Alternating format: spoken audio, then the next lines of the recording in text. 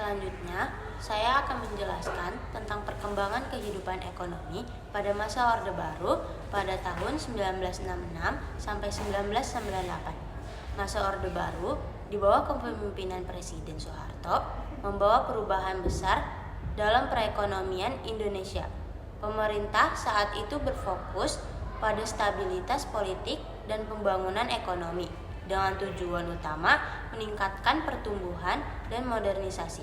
Kebijakan ekonomi awal Orde Baru untuk mencapai tujuan tersebut, pemerintah mengambil beberapa langkah strategis, diantaranya pertama, stabilisasi dan rehabilitasi, mengendalikan inflasi dan membangun kembali infrastruktur yang rusak akibat ketidakstabilan politik di masa sebelumnya.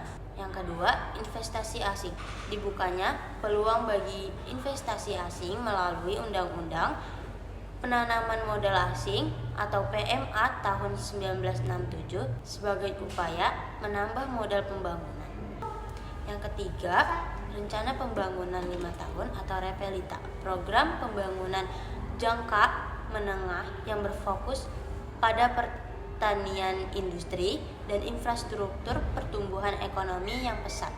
Setelah Orde Baru, Indonesia mengalami pertumbuhan ekonomi yang cukup tinggi dengan beberapa sektor utama sebagai pendorong. Yang pertama, sektor pertanian. Melalui program BIMAS dan IMAS, Indonesia berhasil mencapai swasembada beras pada tahun 1980-an.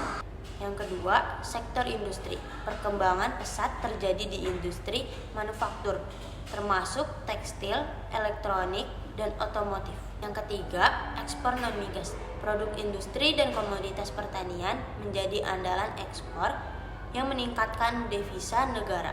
Dampak positif Orde Baru, keberhasilan ekonomi pada masa Orde Baru ditandai dengan yang pertama, pertumbuhan ekonomi tinggi.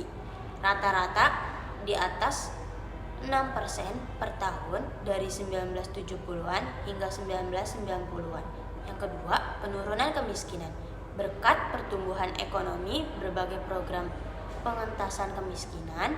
Yang ketiga, peningkatan standar hidup, terutama dalam akses pendidikan, kesehatan, dan infrastruktur. Tantangan dan kritik, namun di balik keberhasilannya ada beberapa masalah besar yang muncul. Yang pertama, ketergantungan pada uang luar negeri yang menjadi beban di masa depan. Yang kedua, kesenjangan ekonomi, baik antara kaya dan miskin maupun antar wilayah perkotaan dan perdesaan. Tiga, korupsi, kolusi, dan nepotisme atau KKN yang semakin merajalela dan menghambat efisiensi ekonomi.